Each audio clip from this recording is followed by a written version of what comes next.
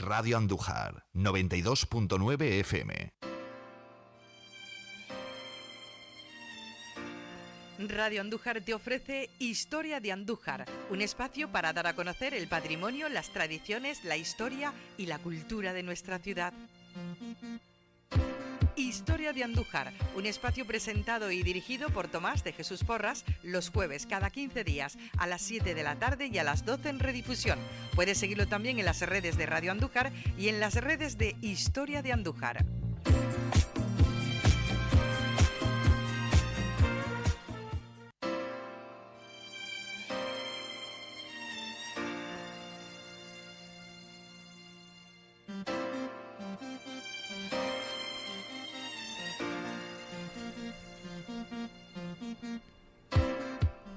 Muy buenas tardes a todos y bienvenidos un día más a Historia de Andújar en este 23 de octubre y en un programa que os traemos cargaditos pues de historia, de anécdotas y de muchos temas interesantes que creo que os pueden gustar. Antes de nada no quería empezar este programa de otra manera que felicitando a esta casa, a Radio Andújar, porque hace unos días cumplió 43 años, ya forman parte de la historia de Andújar, porque Radio Andújar y Andújar en sí no se entiende sin esta casa. Y bueno, un poquito antes de seguir quiero presentar al que va a ser nuestro invitado de hoy, aunque bueno, el programa lo hemos planteado un poquito como una conversación que una entrevista o un simple preguntas y respuestas. Sí. Jesús López. Hola, buenas tardes, Tomás. Buenas tardes. Es historiador del arte por la Universidad de Jaén, tiene también un máster en patrimonio y ahora está empezando todo ese proceso del doctorado, que es un camino bastante larguito y arduo, pero que seguro que le va bien.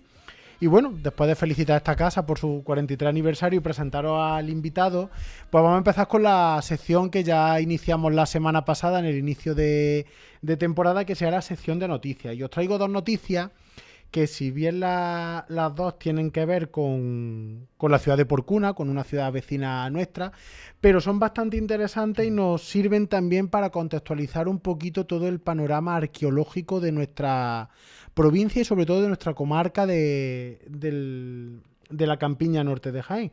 La primera, que saltaba hace unos días, prácticamente una, podemos decir que es consecuencia de la otra, ha sido el descubrimiento en Porcuna del primer molde de piedra para la producción de moneda documentado en la península ibérica. Todo esto, claro, está dentro del equipo del Instituto Universitario de Investigación en Arqueología Ibérica y del Departamento de Geología de la Universidad de Jaén, la UJA, que tanto hace en sí por la cultura de nuestra provincia, pero por la investigación y la ciencia. Y desde aquí abogamos por defender la universidad pública, como siempre sabéis que lo digo, y más en estos tiempos. Pues bueno, ese instituto universitario, pues dentro de la investigación y prospecciones arqueológicas que se han estado haciendo y que se llevan haciendo desde hace muchos años en el entorno de Obulco, pues han encontrado este molde de piedra para la producción de moneda, que es el más antiguo documentado en la península ibérica. Una pieza de más de 2000 años y que según la directora de este instituto, María Isabel Moreno, se trata de uno de los pocos encontrados en todo el mundo romano en contexto arqueológico. Este descubrimiento permite reconstruir parte del proceso técnico de acuñación en época íbera y republicana, hasta ahora invisible para la arqueología. O sea, fijaros la importancia que tiene este hallazgo. Además, lo que dice que se ha encontrado en la propia excavación arqueológica, porque para los que no lo sepan, lo importante del hallazgo de los restos arqueológicos es que se estudien en el sitio en el que se encuentran, porque muchas veces la gente encuentra algo, se lo lleva y lo descontextualiza. Entonces eso para los expertos, sobre todo para los arqueólogos, luego es más difícil de estudiar la pieza. Además, esta investigación que está realizando, entre otros, María Isabel Moreno, permite documentar que durante los siglos II y I a.C., el Oppidum de Obulco fue uno de los principales centros de acuñación de moneda en el sur de la península. Fijaros lo importante que fue Obulco en este momento. Además, Mario Gutiérrez, que es un investigador postdoctoral,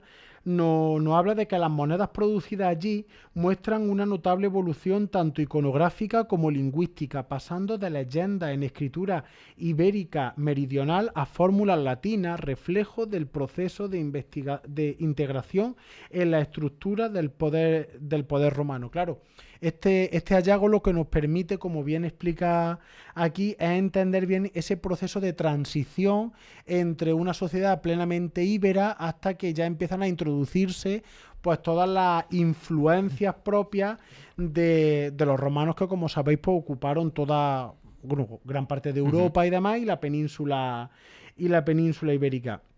Y además que este molde no es solo una herramienta técnica, es también un símbolo de los profundos cambios que vivieron las comunidades ibéricas tras la conquista romana.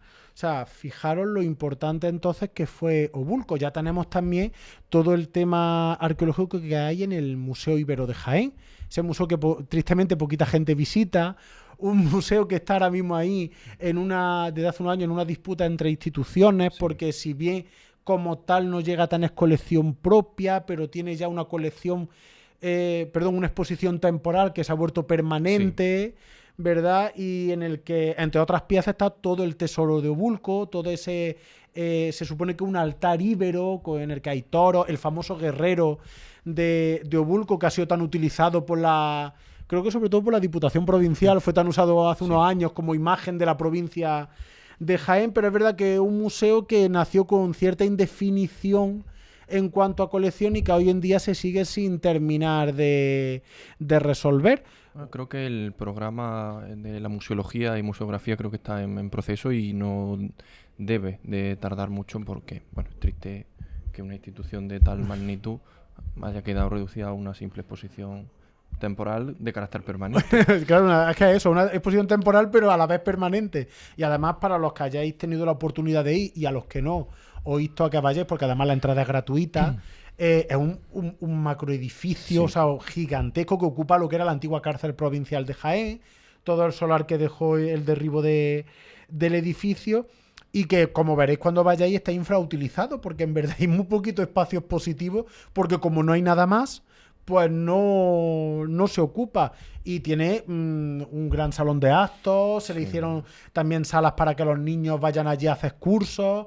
Es verdad que se ha intentado ocupar en ciertas ocasiones con exposiciones temporales, algunas con más acierto que otras, pero no termina... Un uso polivalente. Sí, un uso polivalente del edificio que no ha terminado nunca de coger. Luego también la tienda se cerró, como la Junta de Andalucía cerró todas las tiendas de los museos, incluida pues la del Museo Ibero de Jaén, una tienda que a ver que la producción bibliográfica que se ha hecho a través de, sobre todo del Instituto Andaluz de Patrimonio, era bastante interesante y con cierta solvencia, pero tristemente solamente se puede comprar por internet porque todas las tiendas cerraron. Creo que hasta las de los museos principales que puedan ser el de Sevilla y el de Cádiz también las cerraron. Es una pena que visites una colección en un museo de importancia como el Museo de Sevilla y no pueda adquirir un buen conjunto bibliográfico para estudiar esa colección en casa o leerlo tranquilamente. Sí, y encima también el Museo Ibero, que surgió también con esa intención de ser el Ibero nacional. Sí. Que de hecho hubo quien llegó a plantear hasta el traslado de la Dama de Elche y la Dama de Baza en su momento al Museo de Jaén. Podríamos ocasionar un problema. O sea, se podía haber organizado una guerra civil con eso. Claro, o sea, lleva el pueblo de Elche no sé cuántos años. También todas estas cosas, os quiero decir, todas estas cosas suelen ser muy recurrentes según el alcalde que esté de turno. Quiero decir, en Elche no ha interesado la Dama de Elche muchas veces, según quien estuviera, y luego según afinidades, si convenía pues levantar los ánimos de los propios del pueblo, pues ha reclamado la dama. Pasa igual con Baza, con el tema de que la Dama de Baza vuelva otra vez al pueblo a la ciudad de Baza. Entonces yo creo que eso ahí fue un poquito una ansia una megalomanía que a lo mejor no deberíamos haber tocado, de llevar las damas al Museo de Jaén. Y sin irnos de por cuna, otra de las noticias que os traía, que además hace pocos días esta casa también, Radio Andújar, se hacía eco de lo mismo, que se ha terminado la primera fase de restauración del anfiteatro romano de Obulco.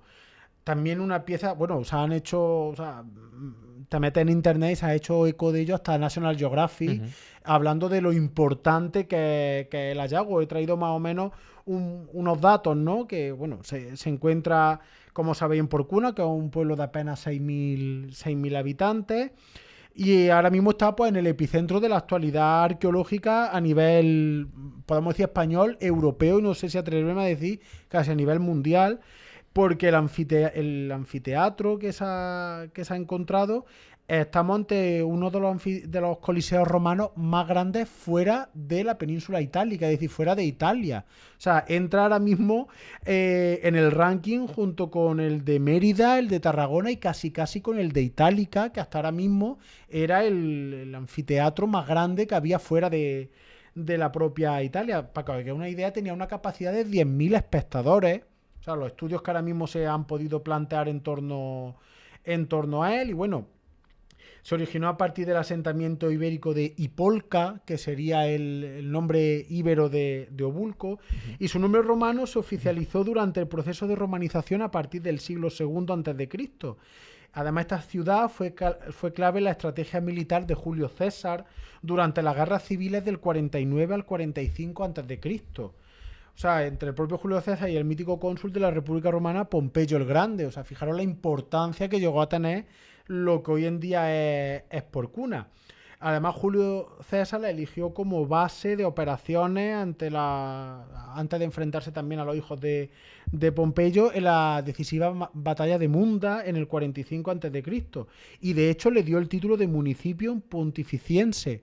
O sea, que hoy en día hablamos de Porcuna, bueno, pero fijaros en época romana la importancia que llegó a tener. No se nos puede olvidar que Andújar como tal, poniéndola un poquito en contraposición, no existía. O sea, estaba Isturgi, que sería lo que hoy en día está en los Villares, lo que la gente mayor conoce todavía como Andújar la Vieja, que hay gente mayor que le pregunta y lo llaman así. Un yacimiento arqueológico importantísimo y que, como parece que para todo Andújar lo tiene abandonado, y allí sí está la Universidad de Granada, todo el tema del profesor Sotomayor, que hizo mucho por estudiar Isturgi y el que de verdad sacó a relucir el nombre de Isturgi y erradicó esa confusión de Iliturgi y Isturgi. Pero hace unos años se hicieron unas excavaciones, se encontraron piezas bastante interesantes que se llevaron a Granada a restaurar, a la propia Facultad de Arqueología de la Universidad de Granada, pero no se ha vuelto a hacer nada más.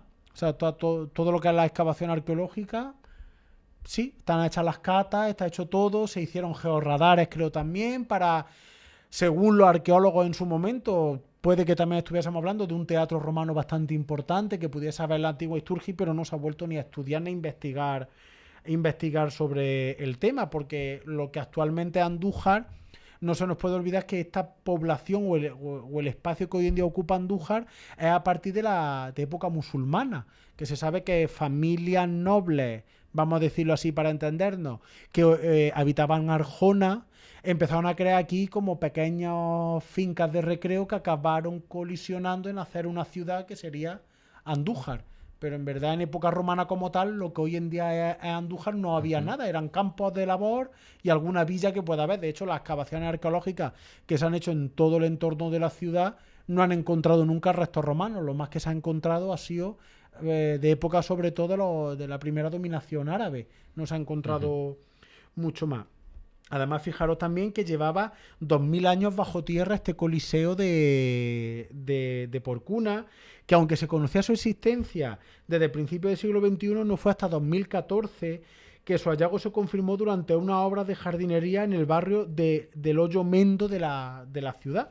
O sea, fijaros cómo ha estado totalmente oculto durante tantísimo tiempo este anfiteatro, que además sitúa a Porcuna en plena actualidad de las excavaciones arqueológicas a nivel europeo y casi que mundial. Y volvemos otra vez al tema que hablábamos hace un momento, ¿no? Que bueno sería, porque ya no saben muchas veces si es bueno que haya muchos museos pequeños o uno grande que consolide y que hable de todo. Entonces, qué bueno sería que, pues, a lo mejor la ciudad de Jaén por fin tuviese un museo con toda esa arqueología que hay en Jaén, que esa es otra, que hablamos a lo mejor solamente de la trama íbera, del espacio temporal de los íberos, pero en época romana y también en época árabe hay muchísima arqueología y hay muchísimas piezas que están guardadas porque es que no están ahora mismo ni espacios positivos dignos. Jesús y yo muchas veces en charlas muy extendida hemos hablado de este tema, ¿no? De cómo a lo mejor sería recomendable pues que el museo, lo que todos conocemos como el Museo Provincial de Jaén, el del que se encuentra en la estación, en el Paseo de la Estación, pues a lo mejor quedase como Museo de Bellas Artes, Sí. reconvertido en un Museo de Bellas Artes, y el íbero convertirlo pues en íbero arqueológico de la provincia de Jaén. O sea, y que en ese museo se albergara pues todas esas piezas de gran valor y que se condensara pues toda la historia del antiguo reino de Jaén, la historia arqueológica del reino de Jaén. Ya sabes, la problemática entre la titularidad de las colecciones que posee el Museo Provincial, que son del Estado, y la titularidad de las colecciones del Museo Ibero que corresponden al poder, a la autonomía, o sea, a la Junta de Andalucía. Sí, claro, aquí entramos también en la histórica disputa entre instituciones, que es siempre las peleas, porque al final se supone que deberían remar todas en una misma dirección, que sería pues ya no solamente porque beneficie como tal a la ciudad propia de Jaén, sino también porque beneficiaría a toda la provincia esa creación de a lo mejor de esos grandes museos, aunque luego ya cada ciudad, pues como pasa en Andújar, ¿no? Que tenemos nuestro pequeño museo arqueológico, el profesor Sotomayor, pero es verdad que para ciertas piezas de entidad sería recomendable pues tener un museo que las contextualizara, albergara y sobre todo las protegiera, porque muchas veces esas piezas arqueológicas requieren de grandes inversiones de dinero, sobre todo su conservación, porque todas no pueden estar expuestas de la misma manera, no requieren pues ni de la luz, ni de la exposición pública, ni nada por el estilo. Entonces habría que no sé si presionar desde la ciudadanía, porque ya muchas veces uno no sabe cómo hacerlo, si presionar desde ahí o cómo hacerlo. Y bueno, y ya metiéndonos en toda la parte que siempre tenemos fija, ¿no? Que sería ese anecdotario. Hoy os traemos nada más que dos cositas, ¿vale? La primera, que aunque la tengo apuntada a la última, la vamos a decir ya, y es que ayer se cumplían 3 años de la última bajada de la Virgen de la Cabeza a Andújar. Como todos sabéis, hace 3 años bajaba la Virgen en acción de gracia tras la pandemia de COVID, el dichoso COVID que tanto daño hizo. Pues bueno, se acordó en que bajase la imagen de la Virgen a Andújar, ya no solamente en acción de gracias por su protección sobre la ciudad, también un poquito mezclado porque hacía muchos años que la Virgen no bajaba a Andújar. Llevaba desde 2009, si no recuerdo más, 2009, cuando el centenario y la concesión de la Rosa de Oro, que la imagen no visitaba la ciudad.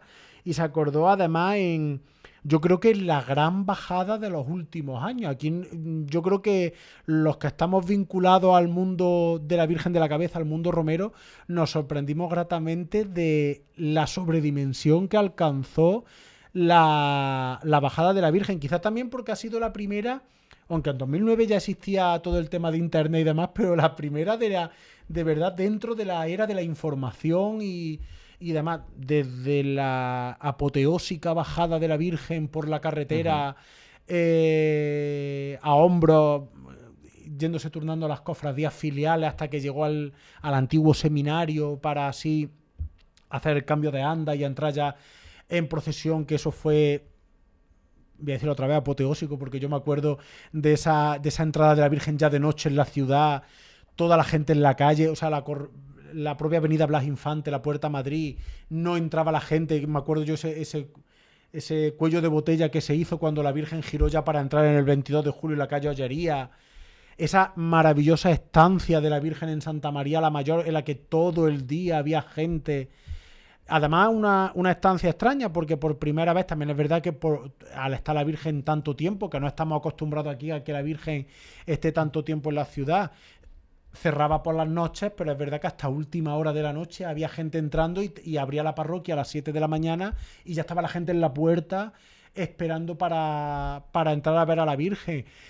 Gente venida de toda España, nada más que, aunque fuese para visitarla en Santa María, lo que facilitó también, estando la Virgen allí, que todas las personas mayores de la ciudad y de otros pueblos aledaños y de la provincia pudiesen venir a verla y estar cerca de la Virgen.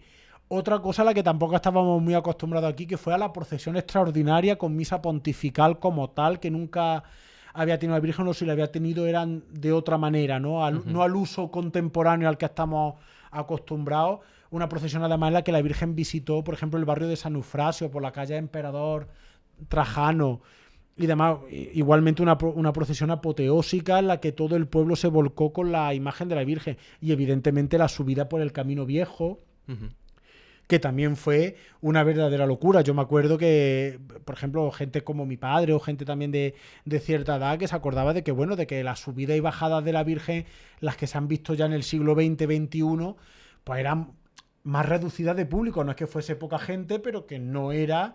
Yo me acuerdo el tramo de la Virgen entre San Ginés y el monumento al peregrino, de tener que sacar gente de las veredas porque la Virgen no podía caminar, de la cantidad de gente que fue, hasta el punto de que cuando la Virgen llegó al puente romano, pues se decidió que siguiese por las pistas de las carretas, porque era inviable que la Virgen subiese los caracolillos ya con la noche en alto. Y una entrada apoteósica nuevamente de la Virgen en el poblado del santuario, ya como decía, en plena noche, con todo el mundo volcado, las cofradías filiales, la ciudad de Andújar y todo el mundo allí esperando a la imagen de la Virgen. Desde luego una bajada y subida de la Virgen que quedará para la historia, junto seguro con la siguiente, que esperemos que sea para 2027-28, que está más que claro, el centenario el séptimo centenario el octavo, perdón, me corrigen desde la estándar, que yo también, hablando de historia, le quito 100 años a la Virgen, ¿sabes?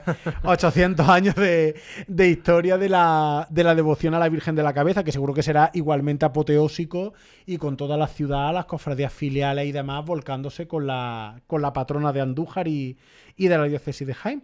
Y lo siguiente que os traemos, porque como nos pilla así un poquillo a contramarcha este año el programa, para hablar del cementerio de los difuntos vamos a hablar después del día 1. Y entonces hoy vamos a hablar de otra cosa también muy interesante que pasó un 1 de noviembre, que es el terremoto de Lisboa, y que como dejó muchas señales, no solamente en Portugal y en la península ibérica, sino también aquí en Andújar y en la provincia de Jaén, pues vamos a hablar un poquito pues, del terremoto de Lisboa. El terremoto de Lisboa, que ocurrió el 1 de noviembre, como decía, de 1755, también es llamado el Gran Terremoto de Lisboa, y tuvo lugar entre las 9:30 y las 9:40 de ese 1 de noviembre.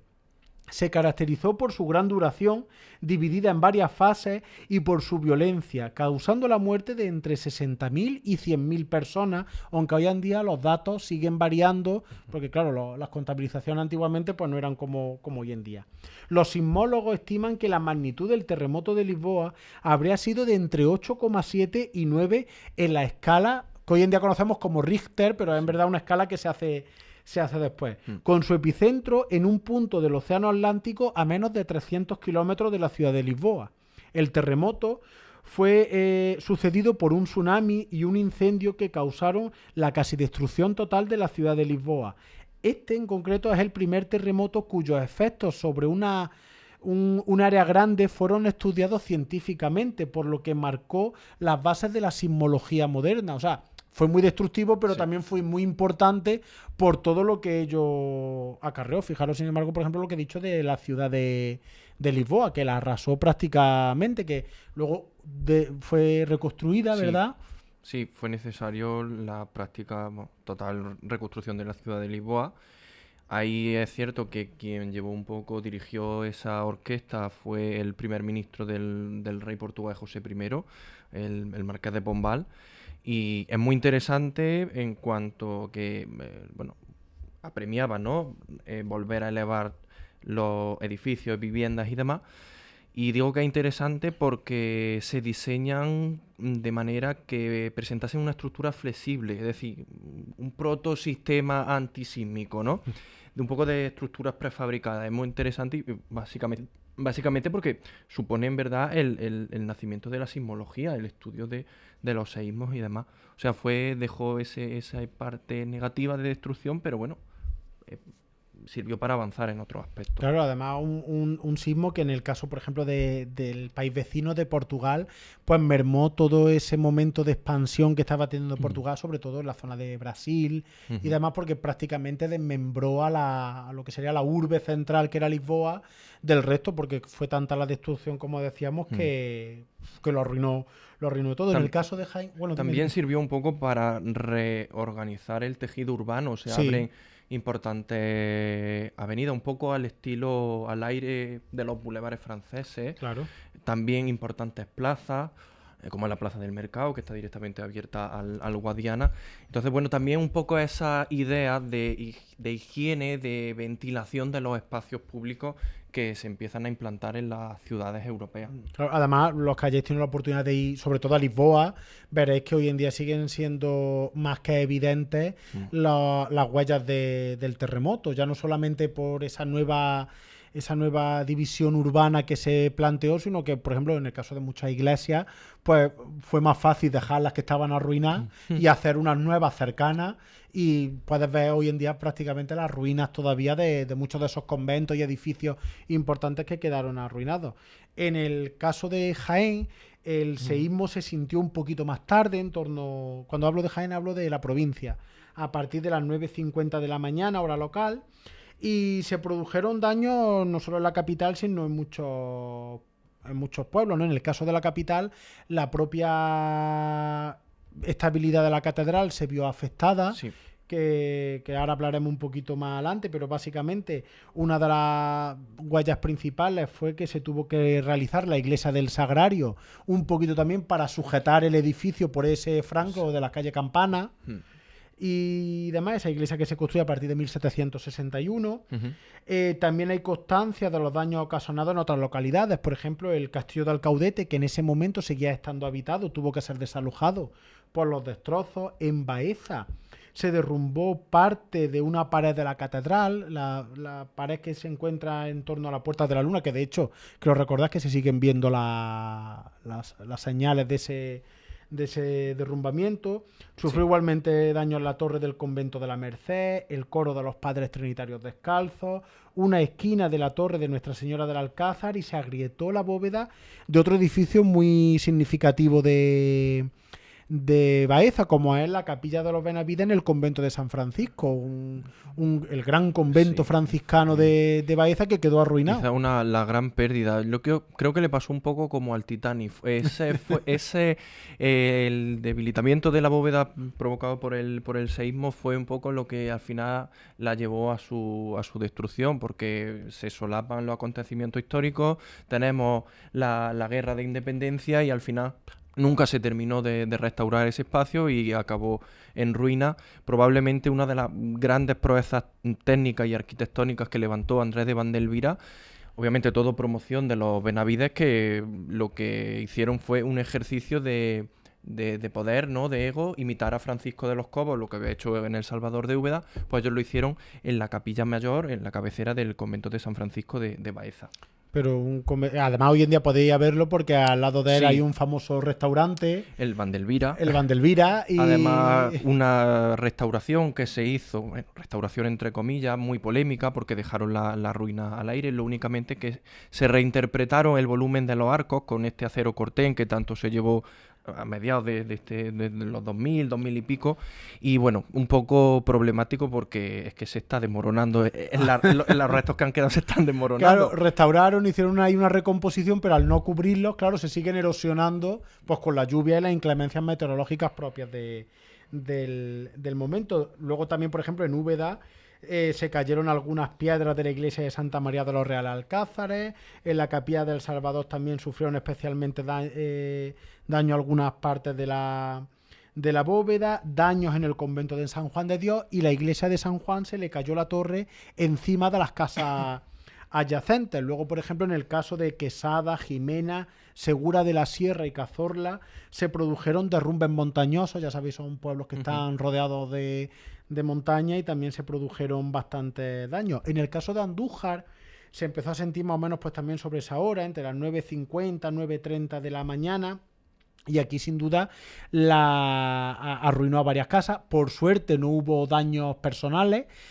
quizá lo más evidente fue la Torre de San Miguel, que hoy en día, como siempre digo, hay que irse a la esquinita del CPA con la calle Valenciana, del Hogar del Pensionista, y podéis ver cómo la torre se giró sobre sí misma completamente. Sobre todo el segundo cuerpo estuvo a punto de caerse, no se cayó de milagro, y entre otras cosas se le arruinó el primitivo remate, que era un chapitel de 4 aguas, que con el paso de los años hubo que reformar con esa media cúpula que vemos hoy en día, con ese nuevo remate también en forma de base de tronco piramidal, y hubo que revestir, mejor dicho, toda la parte baja de la torre, que además es muy evidente porque le veis como esa especie de dentados al lado de la puerta principal, y además para sujetarla se tuvo que construir la capilla bautismal, que hoy en día preside la Virgen del Socorro, y demás, para un poquito enfajar la torre y que no se viniese abajo. Se arruinaron también varias torres de algunos edificios y casas solariegas de aquí, y también la fachada de la antigua Casa de Comedias, que ya era todavía no era ayuntamiento en aquel momento, que se le tuvo que construir el módulo central que hoy vemos con el balcón, y aparte se le tuvieron que cegar los arcos. Esos arcos antiguamente, como hoy en día, estaban abiertos, pero cuando la fachada se inclinó hacia adelante, que también lo podéis ver hoy en día, porque si os vais a la calle Feria y os ponéis a mirar el ayuntamiento lateral, veréis que la fachada está encorvada un poquito hacia adelante. Por eso hubo que construirle ese gran módulo central para sujetar el edificio y que no venciera. Y de hecho, os he traído aquí para leer unos pequeños extractos. El corregidor de Andújar tuvo que mandar cartas al propio rey, en las que, entre otras cosas, decía que en las ciudades de jurisdicción de Andújar, en aquel momento, que era Villanueva de la Reina y Marmolejo, se habían arruinado algunas casas. Evidentemente no había habido daños personales, que además es una cosa de que se celebra. Pero fíjate, llega a hablar de que en el campo se vieron como el terreno hacía olas. O sea, fijaros hasta qué punto llegó a sentirse el terremoto, que la tierra se obleó. Y también habla de que, bueno, además lo dice así, causó ruina y quebranto en algunos edificios de la ciudad, sobre todo en las iglesias, pero que no era necesario derribarlas para hacer nuevas, sino que se podrían arreglar para poder seguir usándolas. Así que creo que todo esto sirve para que nos hagamos un poquito una idea de lo fuerte que llegó a ser el terremoto. En el caso de aquí fueron simplemente temblores. Ya está toda la zona de la costa de Cádiz, en la que llegó a haber maremotos. De ahí, por ejemplo, muchas vinculaciones, como pasa en el caso de Chipiona con el Cristo del patrón de Chipiona, que procesiona el día 1 de noviembre, porque la leyenda cuenta que libró a Chipiona del maremoto. La Virgen de la Palma de Cádiz, que también cuentan que, si no recuerdo más, que el sacerdote salió con el sin pecado. Detuvo la ola. Claro, y cuando las puntas del sin pecado tocaron el agua empezó a retroceder.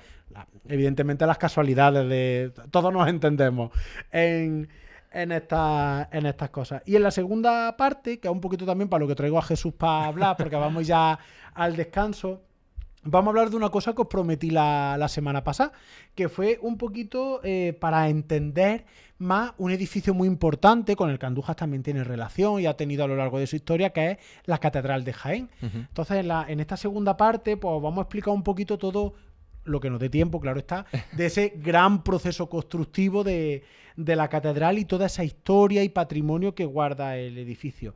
Os vamos a dejar con una canción que os traíamos hoy de Fangoria, que es un boomerang, y la traemos un poquito porque sí, hoy ha fallecido. Hoy ha fallecido Pedro Münster, que es una de las figuras de bastante relevancia de la movida madrileña, muy metido en esos círculos, ¿no? Bastante amiga del propia Alaska y toda esta farándula, y bueno, y creemos que es una pérdida significativa, ¿no? de la movida de los 80. Así que un poco en honor a Pedro Münster. Os dejamos con un boomerang de Fangoria. Ahora soy la cruz con que bendecir lo que hoy tendré que sacrificar, la palabra mágica con que abrir la puerta que ayer decidiste cerrar, el favor que nadie me va a pedir, la canción que no cantaré jamás, el deseo aquel que se va a cumplir, parece que sí, que esta vez es verdad. Comprendí que solo me tengo a mí, inventé un cambio de identidad para ser valiente y vivir sin contradecir ningún ideal.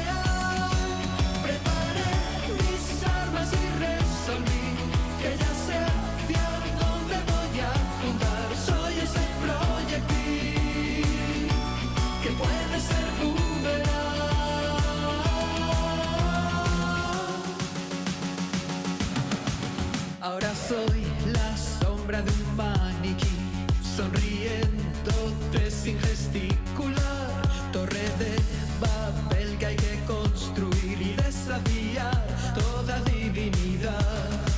El dolor que no puede hacer sufrir, la opinión que nunca me importará, el remedio eterno sin descubrir. Te digo que sí, que ahora va a funcionar. Comprendí que solo me tengo a mí, inventé un cambio de identidad para ser valiente y vivir sin contradecir ninguna idea. Preparé mis armas y resolví que ya sé hacia dónde voy a apuntar. Soy ese proyectil que puede ser boomerang. Voy a reconducir, teledirigir, no voy a fallar.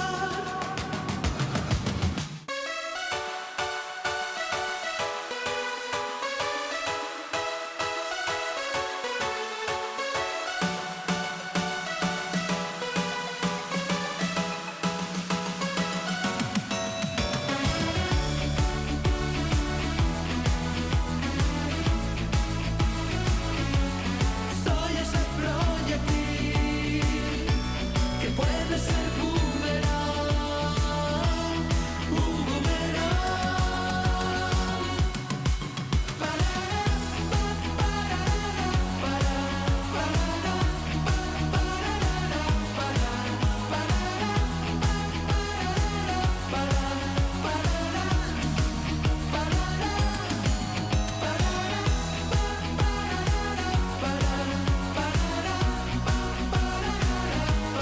Soy ese proyectil que puede ser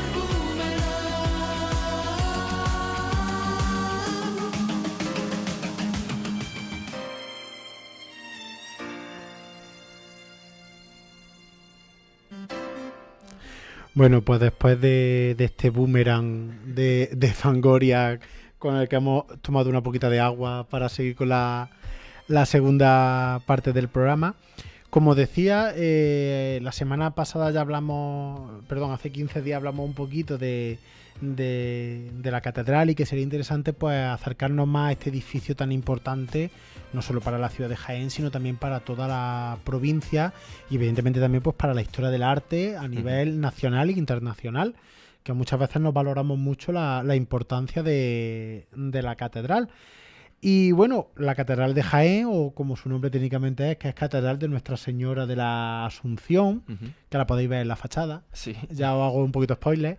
De eso, pues, bueno, le pedí a Jesús que preparásemos un poquito esta segunda parte entre los dos para hablar. Es más una conversación, un poquito lo que hacemos nosotros cuando hablamos de temas de arte y demás. Un edificio muy impresionante que transmite una unidad arquitectónica cuando lo ves desde fuera, pero también es verdad que como muchas veces nos gusta decir a los historiadores del arte, y aquí estamos dos ahora mismo al habla, las catedrales, las iglesias en general son edificios vivos, porque son edificios que han dilatado tanto su construcción en el tiempo que al final no responden muchas veces ni siquiera a un autor y ni siquiera a un tiempo, a un estilo artístico. También quiero que entendáis, ¿vale? Para los que no estéis muy familiarizados con el arte, que esto no es un día nos acostamos renacentistas y al día siguiente nos despertamos barrocos. Es un recurso que tenemos los historiadores del arte para ayudarnos un poco, ¿no? Como la persona que se dedique a la costura y tiene sus muestras, ¿no? Para diferenciar muy bien los colores. Pues nosotros para diferenciar los estilos artísticos los hemos bautizado. Como me gusta decir muchas veces, la historia del arte es muy densa y muy larga, y a los historiadores lo que nos gusta hacer es como cajoncitos. Sí, y para complicarlo todo más, precisamente. Claro, sí, para complicarlo, porque luego hay cosas que no se ajustan ni a una cosa ni a otra, pero bueno, nosotros de hecho, ahora cuando vayáis viendo cómo es la Catedral de Jaén, os daréis cuenta de que no se amolda tampoco a un estilo. Sí, tiene uno que predomina, pero luego hay mucha mezcla en ella misma. Sí, pero las pinceladas de la evolución estilística y de la evolución de los siglos no se pueden obviar, están presentes. Están presentes en ella. Pero bueno, se intentó mantener un patrón. el origen de ella, pues lo tenemos que, por poner un punto de inicio, Sí. ¿de acuerdo? Tenemos que poner la fecha de 1246, que es cuando la ciudad de Jaén entra a formar parte de la corona de Castilla Ujú. bajo el rey San Fernando, Ujú. que es el que conquista la ciudad de Jaén. Sí, bueno, conquista, bueno, esa Hace ese cambio de rendición, ¿no? ese cambio de Con vasallaje. ese pacto de Jaén, pero sí, aunque en verdad, Tomás, si tenemos que poner un punto de origen, en verdad deberíamos de retomarnos unos años antes, Sí. con la conquista de Baeza en Claro. el 1227, porque no podemos olvidar que nuestra diócesis tiene 2 catedrales. Sí. Por ser, bueno, desde Roma lo que se viene a decir es que se restituyan las diócesis antiguas de época visigoda. Jaén no fue cabeza de diócesis, fue Baeza, por Fue eso Baeza. se construye esa primera catedral en Baeza. Bueno, lo que pasa es que conforme va avanzando la conquista y se van extendiendo las fronteras con el reino nazarí de Granada, es necesario avanzar y crear un fortín, una defensa a la cabeza que luche contra el Islam, y por eso, bueno, se decide poner como cabeza de diócesis Jaén. Obviamente Baeza no se quedó callada y se pleiteó y se llegó un poco a la conciliación de que el cabildo del cuerpo de canónigos de la catedral tenía que repartirse 1/3 en Baeza y 2/3 en Jaén. Jaén. Por eso tenemos un poco esa peculiaridad de nuestra diócesis. Son 2 catedrales, no es concatedral, sino las 2 comparten el mismo cabildo Claro. catedralicio. Hay otros lugares en que se Sí. encontraréis esta denominación de concatedral, pero aquí no, aquí las dos tienen el mismo rango catedralicio. La Catedral de Baeza, que por cierto, aunque no, que también tendremos que hablar otro día Sí, de ella, por favor. pero que os apremio a todos que vayáis a verla. Es una verdadera maravilla también del arte. Y como veníamos diciendo, pues bueno, Jaén cambia de vasallaje, ahora es denominación cristiana. Podéis ver un cuadro que pasa muy desapercibido en el altar de San Fernando, en la parte de arriba. Ujú. Se ve la consagración de la mezquita Aljama de Jaén Sí, a el obispo catedral. Gutiérrez de Córdoba. Claro, Gutiérrez de Córdoba. Además, tenéis que entender esto también, como hemos hablado en otras ocasiones. La catedral, lo que se hace es reutilizar la mezquita que había, Ujú. pues se le van colocando altares, retablos y demás, y se utiliza Resignificar el espacio y Claro. cambiar la orientación. y Sí, cambiar la claro. orientación. Básicamente lo que vemos hoy en día, siempre la ponemos de ejemplo porque es la que más se ve físicamente, que es la mezquita catedral de Córdoba, la que podéis ver como esos antiguos huecos pues se han ido colmatando con capillas. Ujú. Luego, en el caso de la Catedral de Córdoba, se le instauró en el centro la catedral nueva, por decirlo de alguna manera. Pues bueno, nos encontramos con esa mezquita reconvertida en catedral. Esa mezquita reconvertida en catedral que va a permanecer hasta el año 1368. En ese año el obispo de Jaén era don Nicolás de Viedma, que después tendremos ocasión de hablar sobre él. Pues, ¿qué pasa en este año? Hay una auténtica revuelta civil en Castilla. Tenemos a Pedro I enfrentándose a quien después sería Enrique II, que es el primer rey de Trastámara. ¿Y qué pasa? Que Jaén levanta pendones en favor de Enrique II, y en venganza el rey Pedro I, aliado con el rey de Granada, Muhammad V, bueno, pues ordena un asalto militar, una razzia que destruye por completo gran parte de la ciudad de Jaén. Se destruye esa mezquita reconvertida en catedral, y a este obispo lo que le toca un poco es plantear, no sabemos bien si un proyecto de catedral en estilo gótico o un poco una serie de obras para volver a poner todo un poco en orden, ¿eh? Para No poder- sabemos si hay un proyecto más firme o un poco parcheado. Eso es un poco, los historiadores no lo A día tenemos de muy hoy claro. desconocemos exactamente qué fue lo que intentó hacer.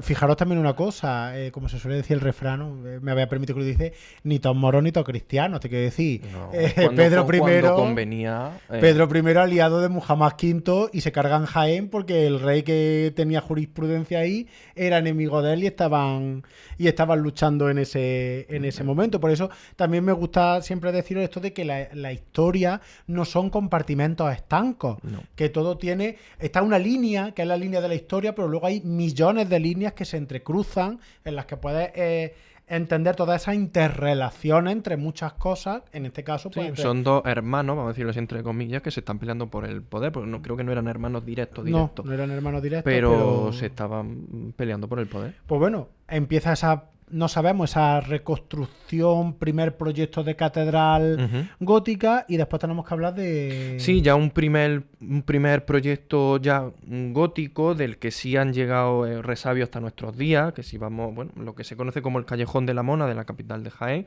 tenemos un friso en estilo, el llamado estilo gótico isabelino, también se conserva alguna pequeña ventana y una escalera en una estancia anexa a la capilla de San Fernando de la catedral, una escalera de caracol, no está visible. No está visible, pero esos son los restos que han llegado de esa catedral de finales del siglo XV. Que no sé, ahí en ese momento todavía no se sabe muy bien el proyecto, o a día de hoy no se conoce cómo llegó a... Se habla que trazado por el cantero Pedro López con la supervisión de Enrique Ega, que Enrique Ega está trabajando para los Reyes Católicos en Granada, pero bueno, es un poco así, también un poco hipótesis, ¿eh? Tenemos que entender la Catedral de Jaén, una vez que ya Granada pasa también a manos cristianas y se acaba todo el tema de la conquista de la península, que también influenció mucho, sobre todo en la llegada de artistas a lo que era el antiguo reino de Jaén. Muchos fueron a trabajar al calor, sobre todo, de la Capilla Real y de la Catedral de Granada, de la que también deberíamos hablar porque también influencia mucho a toda la provincia de Jaén. Sí, totalmente. Y demás, un trasvase continuo de artistas que van, vienen, y van, demás. vienen. Entonces fue muy importante también para la Catedral de Jaén toda esa construcción de la Capilla Real de Granada y de la propia Catedral de Granada, que spoiler para el que no lo sepa, en verdad surgió en un primer momento como panteón de la familia real, en el que entre otras cosas se planteó enterrar Carlos V. Lo que pasa es que todo ese proyecto al final se quedó rezagado por lo que vino todo después, ¿no? Sí. Bueno, vamos a dejarlo ahí porque si no ya nos metemos a hablar de confluencia y no acabamos nunca. Nos vamos al Escorial y ya entonces Si nos vamos al Escorial, entonces ya apaga y vámonos. Y eso es una cosa que nos pasa mucho cuando nos juntamos historiadores, que es complicado empezamos a divagar. divagar. Y demás. Bueno, pues tenemos esa catedral, esa primera catedral gótica, de la que decimos que no han quedado poquitos restos. Hoy en día algunos de ellos visibles todavía. Y esa catedral sigue... Se sigue edificando. Ahí tenemos la importante labor que llevó a cabo el obispo Alonso Suárez de la Fuente del Sauce, conocido como el obispo constructor. Y él, bueno, sabemos que lleva a cabo principalmente las actuaciones concretadas en la capilla mayor, sobre la que tenía el patronazgo, que luego, bueno, generó una serie de pleitos con los herederos y, bueno, provocó el conocido como el obispo insepulto, que hasta en fechas recientes no recibió cristiana sepultura, porque ahí entró un conflicto con hasta el siglo XXI, ¿no? Sí, hasta el siglo XX, hasta el siglo XX-XXI no se le pudo enterrar en su capilla de lo que se dilató el pleito, o sea, fijaros. Y también en ese tiempo se sabe que eleva el cimborrio de la catedral, lo que es, bueno, ese módulo destacado sobre la capilla mayor, ¿no? que se proyecta hacia el exterior, no como una cúpula, pero bueno, más o menos para que se hagan una idea. Fijaros, también es muy importante en esto que estamos contando porque era primordial el llegar como mínimo hasta el transepto, o sea, hasta el crucero de la catedral, porque a partir de ahí era cuando se permitía tabicar y a empezar a dar misa. Ahí ya se consagraba la catedral, aunque faltase por construir todas las naves, pero al estar ya la cabecera, eso te permitía poder ir dando misa y poder, en definitiva, ir recaudando dinero, que era también de lo que consistía todo esto. Pero nada de lo que elevó en tiempos de Alonso Suárez se ha conservado hasta nuestros días, porque luego toda la cabecera ya se rehace posteriormente.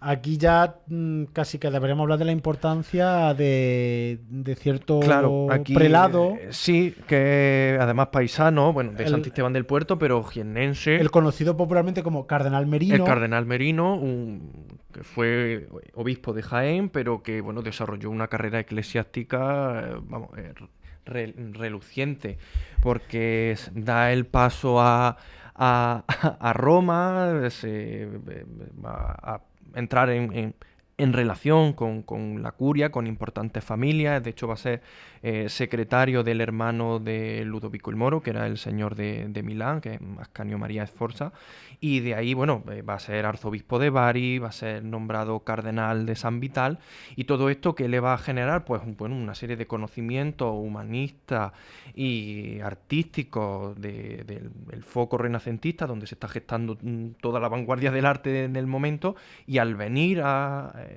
bueno, al venir a Jaén, ¿no? Sabemos que da directrices y demás. Pues bueno, ahí se crea un poco una división de pareceres entre los miembros del Cabildo. Si continuar con el proyecto gótico o, por el contrario, tender hacia un proyecto renacentista, que es lo que finalmente se acaba sentando. De hecho, bueno... Es verdad que aunque en verdad en el Renacimiento en la catedral ya a saco se entra con el cardenal Merino, ya había cosas renacentistas, sobre todo de carácter mueble. Sí, por ejemplo, el retablo de la Virgen de Consolación, sabemos que se hace en estilo renacentista, pintado por Pedro Machuca, uno de los grandes águilas del Renacimiento español, y por supuesto la sillería del coro, que todavía se conserva. Desde 1519 se está trabajando en la sillería del sí, coro. Es verdad que eso, porque al final todas estas influencias, sobre todo de artistas, como hemos dicho antes, que trabajaban en Granada, venían a Jaén y demás, pues van trayendo poco a poco ese estilo, pero es verdad que cuando ya por fin el Cabildo Catedral, con el obispo a la cabeza, se decide a meterse de lleno en ese estilo y abandonar definitivamente pues todo ese estilo gótico y demás, es con la llegada de este señor, del cardenal Merino, que es el que firma el contrato con Andrés de Vandelvira. En 1535, aunque bueno, hasta el año 1551 no empieza a ejecutarse ese proyecto concretado en el ángulo suroriental de la catedral, con la estancia de sala capitular, sacristía, antesacristía, el panteón de canónigos y demás. Claro, en verdad, fijaros, lo que hace Andrés de Vandelvira en vida, vamos a decirlo así, de su proyecto es muy poco, muy importante, pero muy poco. Sí, porque va a condicionar... Lo que pasa es que su proyecto es tan importante y podemos utilizar la expresión, está tan bien hecho, que lo que se hace condiciona a todo lo que vendrá después. Sí. A todos los arquitectos. Un pie forzado a... Claro, es un pie forzado a todo lo que vendrá después. Es verdad que se harán ciertos cambios, ¿no? Y demás, pero es verdad que está todo tan bien hecho y lo deja todo tan bien atado que condicionará todo el desarrollo constructivo de la catedral. Además, un proyecto con una forma arquitectónica que está adaptado a una función. Claro, o sea, el continente... El continente se adapta al contenido, que en este caso es la reliquia del Santo Rostro.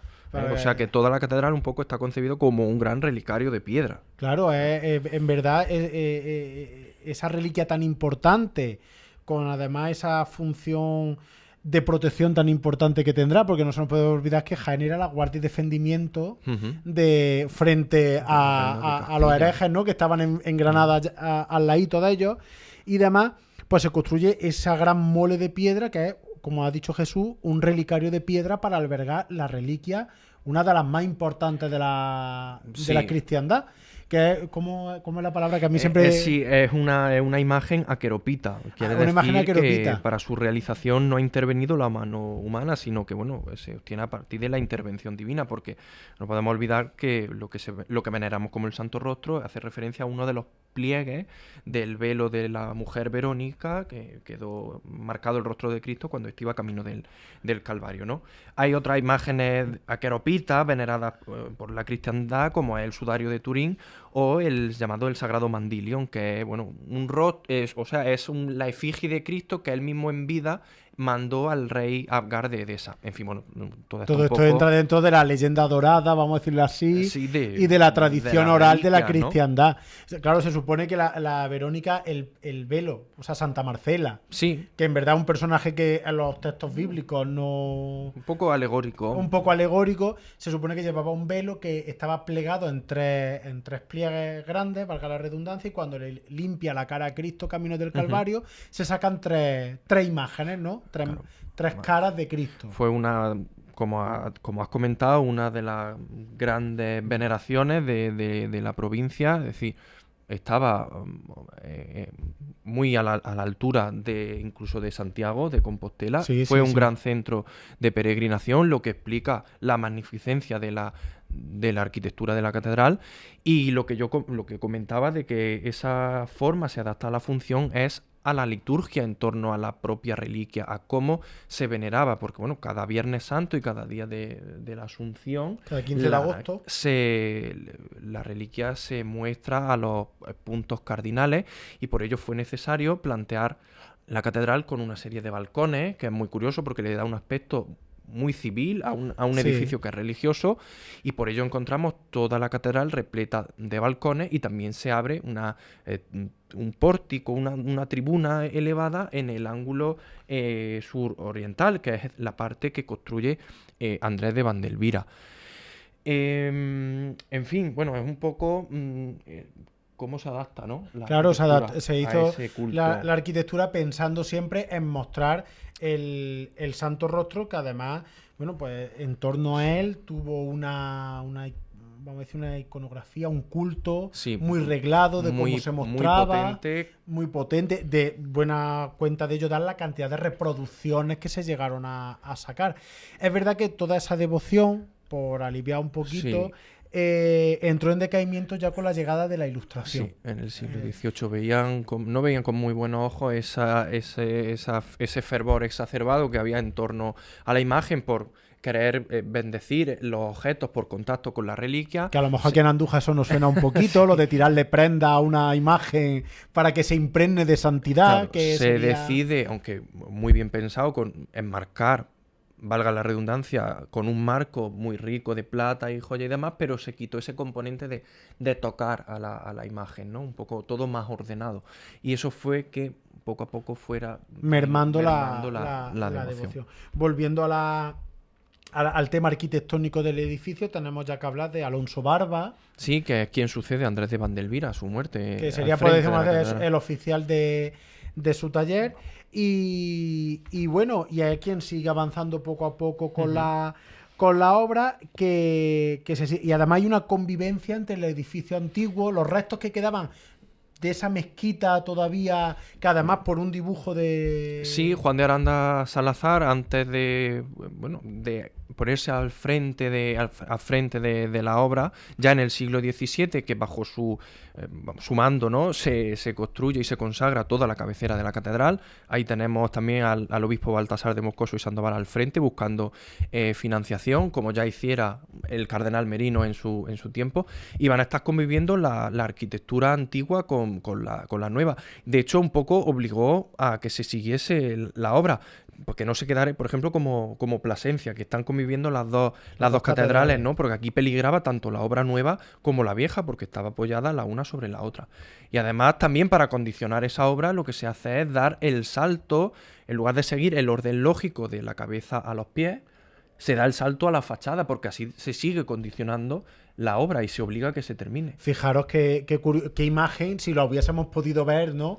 En aquel momento de el desarrollo de la catedral se corta, se quedan ahí las bóvedas como medio al aire, y ahora de repente la mole de la fachada con las dos torres y en medio un hueco, que fue lo último que se hace ya, que es, vamos a decirlo así, cerrar el la empalme nave, de cerrar la nave y ya apoyarla definitivamente también en la fachada, que eso lo hace esa unión de fachada. Sí, ahí tenemos al arquitecto José Gallego y Oviedo del Portal trabajando, que para aquí para Andújar también es Claro, conocido y aquí a suena. nosotros nos hace la fuente barroca, la que hay en José Gallego hace la fuente barroca que hoy en día está al lado de San Miguel, la hace este artista, que también hace la arquitectura pétrea del coro de la catedral, que envuelve todo el coro de madera que tenemos dentro. Además, un coro muy curioso también, voy a aliviar un poquito porque nos quedamos sin tiempo, en el que tiene doble asiento, porque para poder construir esa fachada, los caballeros 24 lo que sería el ayuntamiento, como los concejales de hoy en día, del ayuntamiento, permitieron derribar parte de las casas consistoriales para construir la torre,